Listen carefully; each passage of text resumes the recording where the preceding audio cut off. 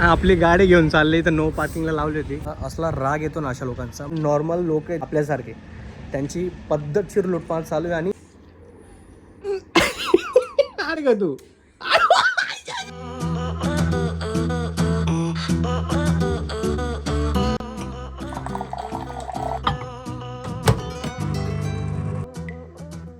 Hello everyone, good morning and welcome back to my channel. Welcome back to the new video. मला माहिती होतं, मी मागच्या ब्लॉगमध्ये पण बोललो होतो की आपल्याला 6 वाजेला 6:15 निघायचं आहे, पण तसं पॉसिबल होत नाही प्रत्येक वेळेस. बिकॉज आत्ता वाजून गेलेत सकाळचे 7 आणि आम्ही चाललो आहे सगळे क्रिकेट खेळायला. दादाचे काही मित्र, माझे काही मित्र, असा एक कॉमन ग्रुप आहे. सो आम्ही म्हणजे ते रेग्युलरली जातात, पण मी कधी कधी त्यांना जॉईन करत असतो जेव्हा माझं मनात येतं तेव्हा. सकाळी लवकर उठून काय आहे ना, प्रॉपर रुटीन होऊन जाते.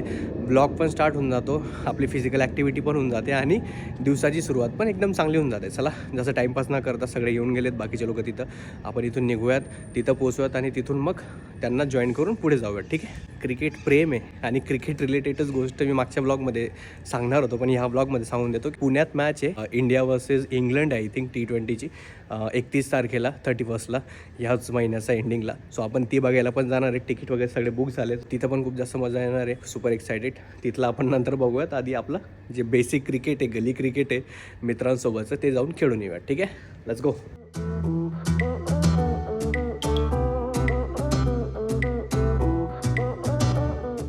वाजून गेले 9:30. असं काहीतरी क्रिकेट ग्राउंड आहे. हे थोडं ड्रीमी लोकेशन वाटते मला, जस्ट बिकॉज हे बघा, असे छोटे छोटे झाडं, मोठमोठे बिल्डिंग नाही, काय नाही, छोटे छोटे घरं.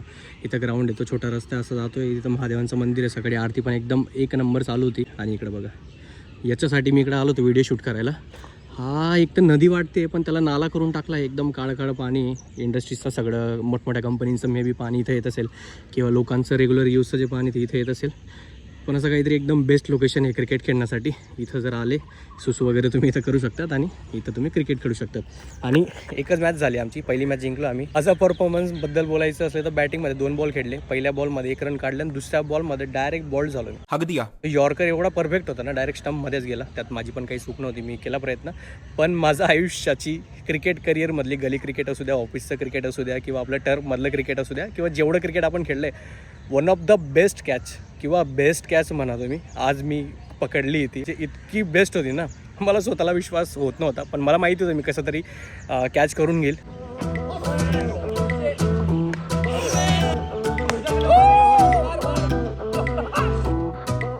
इथं कंटिन्यू मॅच चालू आहे. माझं मन एकात अडकलं आहे, म्हणून मी जाऊन फोन पण घेऊन आलो. माझं मन लागत नाही, कारण की बघा, तुम्हाला ही पतंग दिसते का?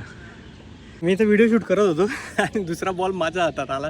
एवढा हा पण 1 नंबर लेवलचा कॅच होता ना. आज लक चांगलं आहे की एकदम भारी भारी कॅचेस माझ्याकडे येतात आणि ते मी कॅच पण करतोय.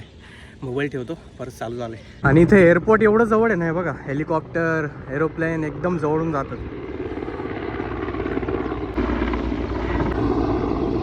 कैच कैसा था, ईमानदारी से बताना, कसम खा के बताना. नहीं सही में सुपर कैच लिए भाई. दोनों कैचेस तूने बहुत अच्छे लिए दीपक, है ना? और वो भी इतने दिनों बाद खेल के आना. नाइस. आपली गाडी घेऊन चालली तर नो पार्किंगला लावली होती. इथं गाडी लावली होती. 750 रुपये मागताय ते. 1 मिनिट पाणी प्यायला गेलो आणि 750 रुपये भरावे लागतात मला, आणि ऐकतच नाही.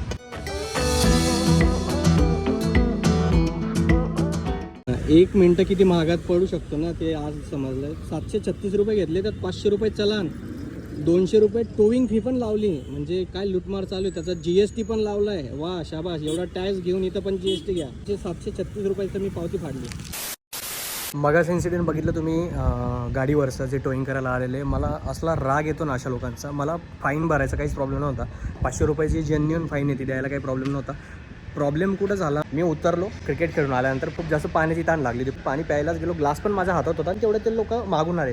आणि जो नो पार्किंगचा बोर्ड होता तो पुढे होता, तो दिसला नाही मला, म्हणून गाडी तिथं पार्क केली. उतरलो, पाण्याचा ग्लास भरला हातातच होता. तेवढ्यात त्या लोकांनी गाडी उचलायला घेतली. मी तो ग्लास घेऊन तसाच गेलो पळायला. त्यांना म्हटलं गाडी उचलू नका, तसंच राहू द्या, मी फाईन द्यायला तयार आहे. काय म्हटलं सांगा. मी त्यांना पहिले कन्व्हिन्स केलं की मी फक्त पाणी प्यायलाच गेलेलो, आत्ताच गाडी लावली. म्हटलं तर तुम्ही होत असेल तर फाईन नका घेऊ म्हटलं. ते झाल्यानंतर फाईन घ्या तुम्ही. आणि मी त्यांना सांगितलं नाही टॉईंग तुम्ही करा किंवा तुम्ही वरती गाडी चलवान परत उतरवा. मी त्यांना सांगतो इथंच फाईन भरतो, खालीच मला फाईन देऊन द्या. तरी ते रेडी नव्हते. तिथून तेवढी गाडी ठेवायची आणि परत उतरवायची. त्यांनी 200 रुपये एक्स्ट्रा टोईंगचे चार्जेस लावले, त्याच्यात GST वगैरे ते पण एक्स्ट्रा चार्जेस लावले. मला हे लॉजिक नाही समजलं की काय लुटमार चालू आहे. जर तुम्हाला जेन्युइन 500 रुपये पण फाईन आहे तुमची, ती पण घ्या. मी त्याला सांगतो की टोईंग नको करू, मी स्वतः उभा आहे म्हटलं. ज्याची गाडी तो उभा आहे, तो विचारतोय फाईन किती काय आहे, तर त्याला तुम्ही फाईन तिथंच देऊन द्या. 500 रुपये फाईन असेल तर 500 रुपये देऊन द्या. तुम्ही स्वतःहून जाणबुजून ती गाडी वरती लावताय, त्याच्यानंतर खाली उतरवतात आणि त्याच्यात तुम्ही 200 रुपये ॲड करतात टोईंगचे. म्हणजे एकदम अलग लेवल लुटमार चालू आहे आणि एकदम मला माहिती नाही याच्यावर काय बोलायला पाहिजे. पण नॉर्मल लोक आहेत आपल्यासारखे, त्यांची पद्धतशीर लुटमार चालू आहे. तुम्ही लिगल फाईन जी काय असेल तुमची घ्या, पण त्यात टोईंग चार्जेस तुम्ही ॲड करतायत, त्यात GST वगैरे ॲड करताय. एवढे टॅक्सेस भरून पण जर याच्यावर पण GST लावतात, याच्यावर पण टोईंग चार्जेस लावतात.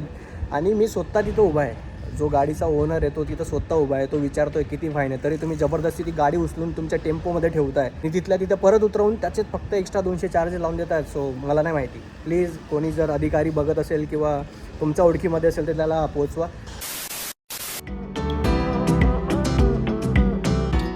काय झालं दाखव दाखव. हे बघा शोनीला बूज आला. हे कसं काय झालं तुला?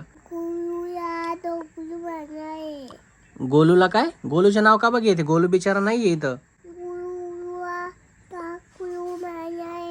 अरे कहना क्या चाहते हो? गोलूच्या टकलूला मारलंय. कस काय लागलं तुला हे हे?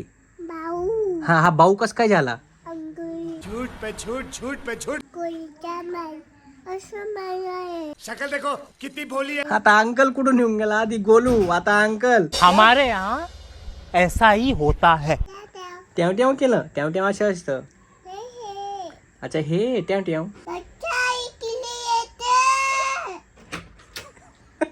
बच्चा किधर है इसका? बच्चा खाना खा रहा है. बच्चा इकडे ये तर.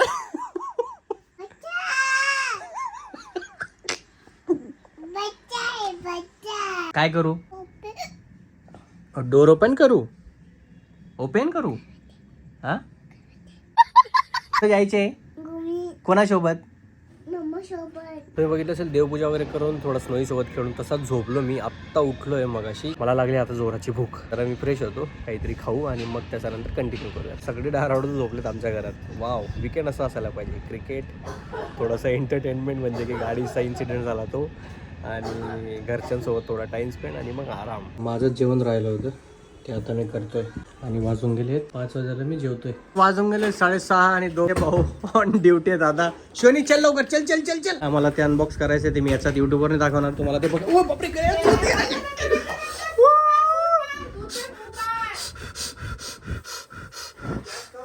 बच गया साला. चहा बनवणं पण चालू आहे आणि ते अनबॉक्सिंग पण करणार आहे. सो त्याचा जो व्हिडिओ आहे किंवा जे काही डिटेल्स असेल इंस्टाग्रामवर जाऊन बघून घ्या, ठीक आहे. राईट वाजून गेलेत 11:15 आणि एवढा पसारा याच्यात बिझी होतो आम्ही. मी असं रेडी होऊन खाली चाललोय. माझं एक पार्सल आलं आहे जेवायचं. जेवण मला असं वाटलं भूक नाही लागणार, बिकॉज मी संध्याकाळीच बघितलं असेल तुम्ही 5 वाजता काहीतरी जेवलो होतो आणि मी घरच्यांना तोंडवर करून सांगितलं की मी खाणार नाही. पण आता माझा पोटात गडगड व्हायला लागले आणि भूक लागली मला. सो मी एक राईस ऑर्डर केला होता, माझा फेवरेट राईस आहे. आणि ह्या मशीनने आम्हाला एवढा त्रास दिला ना, आमचे 2 ते 3 तास याचं वेस्ट गेलेत. बस वेगवेगळे पार्ट होते, नट फिट नव्हते होत, बाकीच्या गोष्टी माहिती नव्हतात. सो ते बघू आता काय याचं काय करता येतं काय नाही. याचा रिव्ह्यू पण जर चांगला असेल तर तुम्हाला देईल, नाहीतर अजिबात देणार नाही. हा आहे माझा फेवरेट ब्लॅक पेपर राईस, ज्याच्यात थोडे वेजीस पण येऊन जातात आणि खायला पण हे बघा ब्रोकली वगैरे, हे छोटे मक्की असतात ते, म्हणजे खूप साऱ्या चांगल्या गोष्टी त्याच्यात. हेल्दी पण असतो आणि टेस्टला खूप चांगला लागतो आम्हाला. मगाशी मी तुम्हाला एवढं दाखवलं, ठीक आहे. त्याच्यात मी हा एरिया ॲड केला. माझे व्हिडिओज बघतोय. अजून एक गोष्ट मी एकदम क्यूट गोष्ट तुम्हाला दाखवू इच्छितो, जी की आहे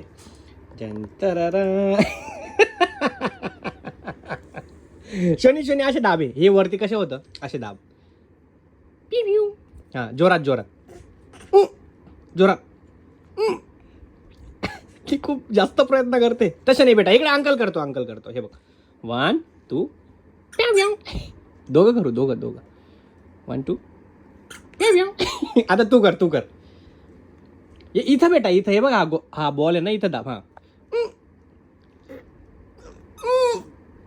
जोरला. अरे किती औसम है. शोनी, आय लव्ह यू शोनी. शोनी कशी क्यूट आहे का तू.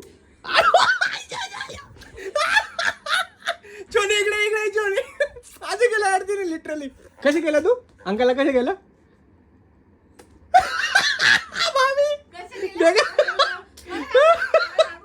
कसं केलं?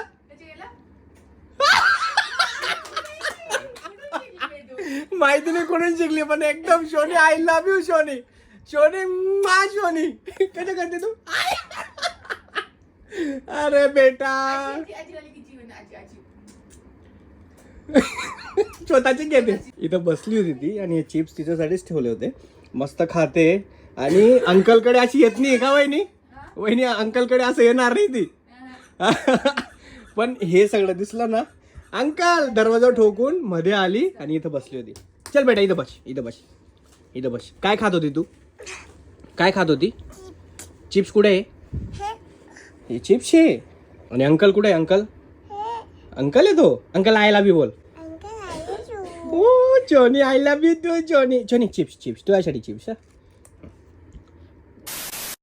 मी आता डाराडोर झोपायला जाणार होतो. लक्षात blog so I hope 2 blog shoot केले. वाव. जर व्हिडिओ आवडला असेल तर प्लीज लाईक करून द्यायचा कंपल्सरी. सांगायची गरज नको यायला तुम्हाला.